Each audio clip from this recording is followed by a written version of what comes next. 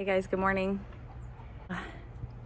It is really sunny already. It's been hot, like we've had triple digit days here in Central Texas, and I need to get my garden beds ready for fall. So there's supposed to be a cold front coming later today. It's supposed to bring possible rain, cooler temperatures.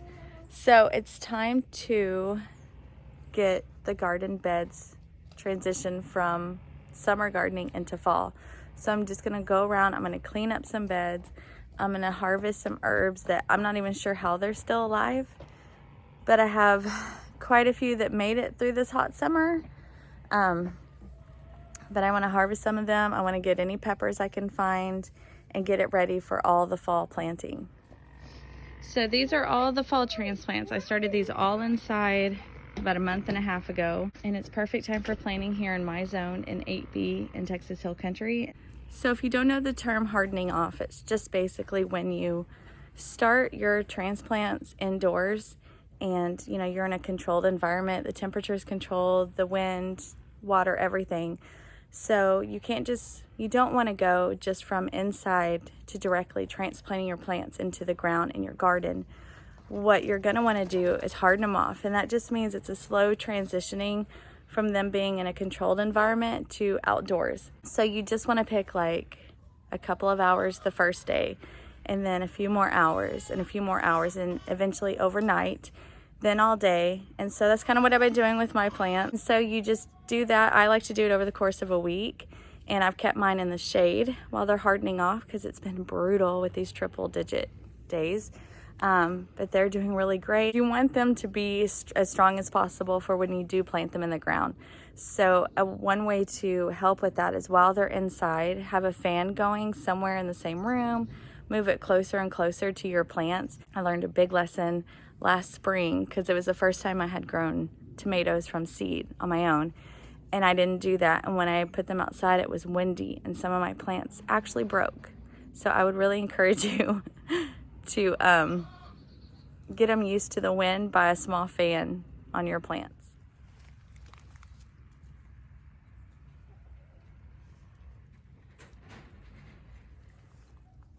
Mommy, that's my little garden.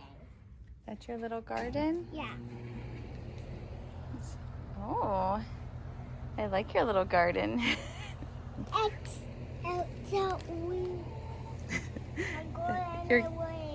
Your garden is weeds. It happens. That's why we gotta clean it up for the fall. But the pepper plants are doing well. They're thriving. They're putting off flowers. They're still putting off lots of fruit.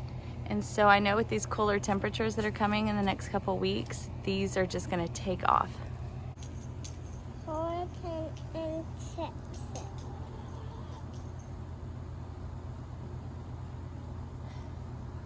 Do you want to use the scissors? Yes. Here. I need them. Oh, careful. Good job. Okay, on to the next. The poor teepee, it just did not do well this year, but these beans are still going and they are producing, so cool temperatures, we'll have some beans. That's super bad.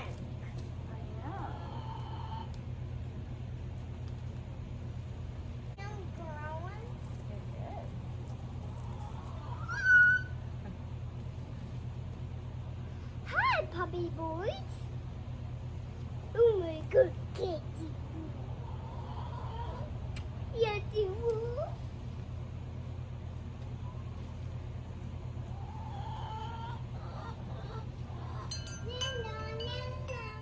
Hey, I want to do it too. Come find some.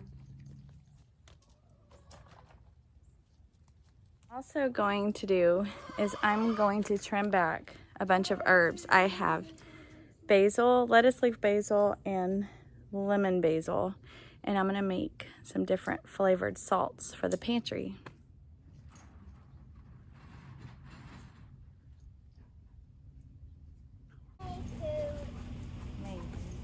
Smell it.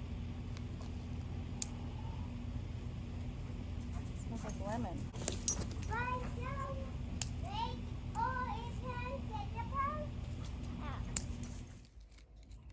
This is our garden haul today. So I'm gonna head inside and use up my herbs and peppers so they don't go bad. Okay, so we're back inside, and this is the full harvest from the last couple of days. This is mostly okra and bell peppers. I actually don't think I've been getting much else. So that's just from the last few days, and some of these I've left too long and they've gotten going, like some of them are just squishy and soft, and then while others are like hard, and you don't want to eat them when they're hard like this. So these will actually be going to the compost. Now all the herbs that I snipped out of the garden this morning. So this is the lettuce leaf basil and regular basil.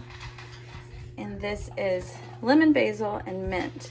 Oh gosh, it smells so good and so fragrant in here in my kitchen right now. It's why I would be snipping so many of the flowers and not just getting the leaves. I'll be using the flowers in the top parts, and I'm going to dehydrate them with the mint to make a tea out of. And the leaves of the lemon basil and the regular basil I am going to make into an herb salt. So if you've ever gone to the grocery store or a specialty store and you buy flavored salts, the really good kinds are pricey, but the herbs in a food processor with the salt just to get it incorporated. Then you could put it in your dehydrator or just on cookie sheets. I may even put them outside, because even though we're getting a cool front today that's supposed to bring us down into like the low 90s, upper 80s, the extended forecast still shows sunny and 90s for at least the next week. So I'm gonna do it the old-fashioned way. I'm gonna do a fermented Cowboy candy, which is basically chopping jalapenos, making a normal fermentation brine with vinegar and salt, but then also sugar, so it's sweet, and it's all these peppers, so gorgeous. I have all kinds, from some jalapenos to chili peppers. We have these little like Tabasco peppers, banana peppers, habanero peppers. And so some of these came from my garden. A lot of these came from my very dear friend and gardening buddy, Rachel. And she has had just peppers off the charts. It's like a homemade Tabasco sauce. So let's get started.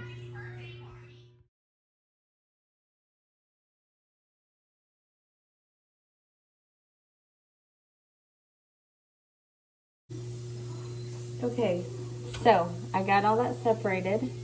This is some flowers and also the leaves of mint and lemon basil. So that's all I'm going to do for this one. And I'm just going to let it dry out and dehydrate.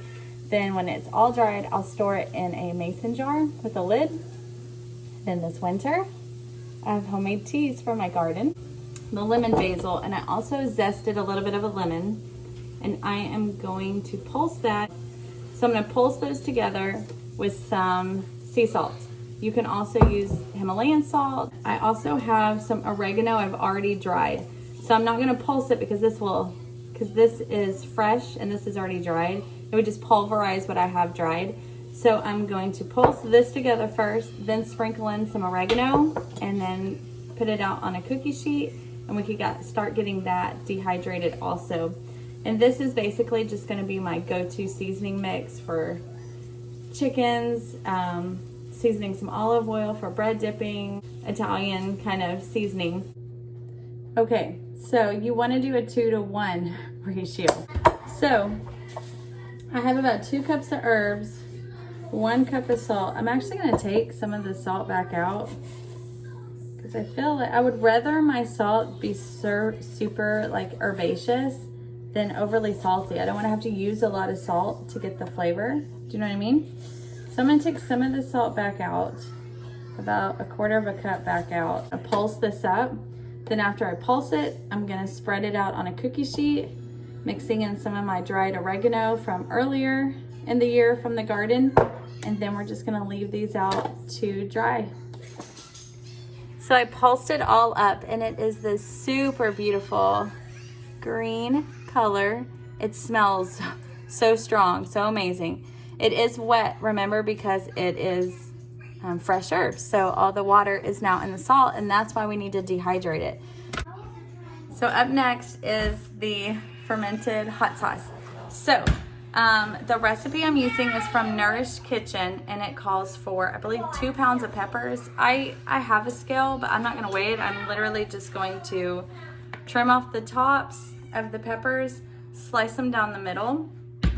It also calls for 6 cloves of garlic, and then salt and water. Chop all these up and fill this quart jar just as much as I could go, leaving like an inch or half an inch headspace. So for this, I also have a weight. You can get these on Amazon. This one has the little, like a beveled part where it has a little handle you could grab it. Because what you want to do when you ferment foods is, as long as it stays under the brine or the salt water, it keeps it good. It's when it comes above that that mold or things like that, yucky stuff can grow. So a weight is really good to have. This is actually from my neighbor, Rachel. She let me borrow it, as well as her fermentation lid while I'm waiting for my stuff to come in. So basically you fill it, you top it with the brine just till it's topped. You put the weight on, and I'll show you this at the end. You put the weight on so it all stays underneath, and then you put the fermentation lid. If you don't have a fermentation lid, you can use any lid. I also have these regular mason jar plastic lids that you can use. The only thing is, if you're using this during fermentation, natural gases will be released. So if you're gonna use a regular lid or just like this kind of lid, you wanna do what's called burping it. So every now and then you just kinda wanna, unscrew it enough for the air to release and screw it back. But let's get started.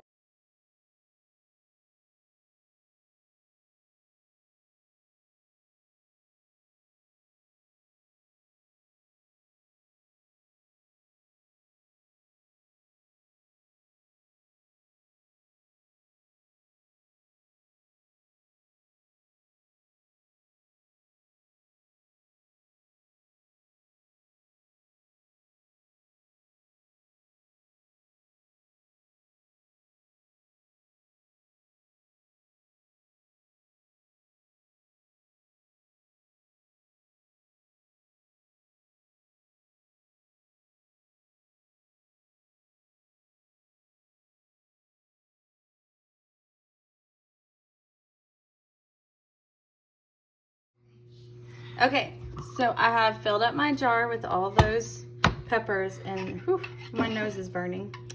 But then I warmed up some water and added the salt, and now I just want to cover it completely. Oh my gosh, as soon as the water hits it, it like immediately smells so strong. Okay.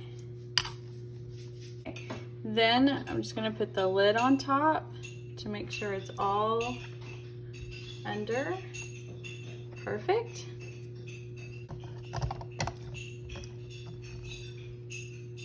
Sit on your countertop for 2 to 3 weeks.